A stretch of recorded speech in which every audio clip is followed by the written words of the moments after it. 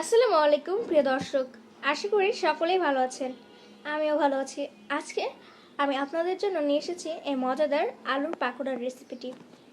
এটি খেতে কিন্তু যেমন মজাদার, বানানো অনেক সহজ। তো চলুন দেখে নেওয়া যাক এই মজাদার আলুর পাকোড়ার রেসিপিটি কীভাবে বানাতে হবে।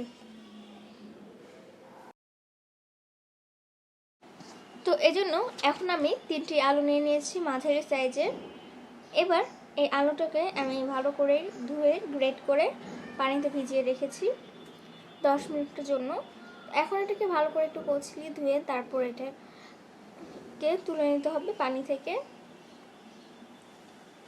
এবং একটু পানি ঝাড়ানোর জন্য কিন্তু খুব বেশি চাপ দেওয়া যাবে না, তো করে পানিটা ঝাড়াতে হবে। তো তারপর আমি সবগুলো আলু এভাবে করে নিয়ে নিচ্ছি। তো আমার আলুগুলো কিন্তু নিয়ে নেওয়া হয়ে গিয়েছে। এখন আমি এই আলুগুলো একটা শুকনো বাটিতে নিয়ে নেব। সবগুলো আলু আমি বাটিতে রাখার পর এর মধ্যে দিয়ে দিব কিছু মশলা। তো আমি প্রথমে দিয়ে দিচ্ছি স্বাদ অনুযায়ী লবণটা আমি এখানে আধা চা চামচ দিয়েছি, এবং সাথে দিয়ে দিচ্ছি মরিচ গুঁড়া আধা চা চামচের বেশি। এবং এই স্ন্যাক্সটা যদি বাচ্চারা খায় তাহলে মরিচ গুঁড়োটা আপনারা একটু কমিয়ে দিবেন। দিয়ে দিচ্ছি হলুদ গুঁড়ো আধা চা চামচের মতন, আর সাথে দিয়ে দিচ্ছি চালের গুঁড়া। এটা দেওয়ার অবশ্যই চেষ্টা করবেন, কারণ এটা দিলে এই মজাদার রেসিপিটা খুবই ক্রিস্পি হবে।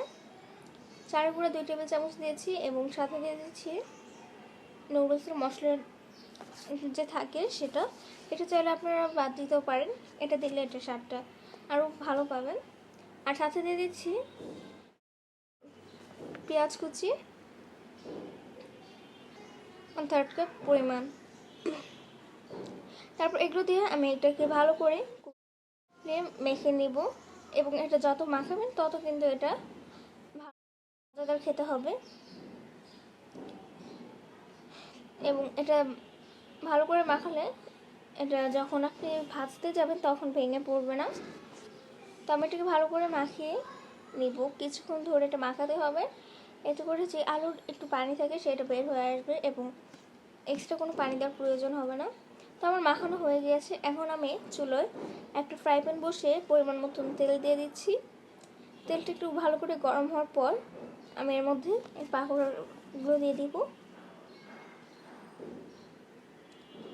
তো আমি এরকম লম্বাটা শেপ করেছি, আপনারা চাইলে গোল করতে পারেন, এটা আপনাদের ইচ্ছা। তো আমি এখানে লম্বা করে দিয়েছি। তো এভাবে এক এক করে আমি বাকি আলুগুলো দিয়ে এরকম করে বানিয়ে ফেলবো।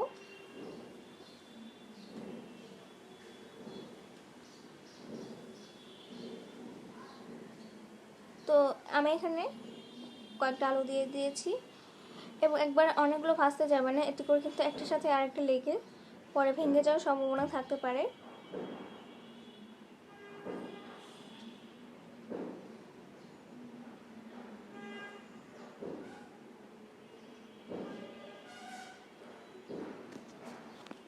তো এটাকে আলতো হাতে নাড়াচাড়া করতে হবে, এবং কিছুক্ষণ পর পর এটাকে নাড়া দিয়ে দিবেন, এতে করে সব সাইড ভাজা হয়ে যাবে।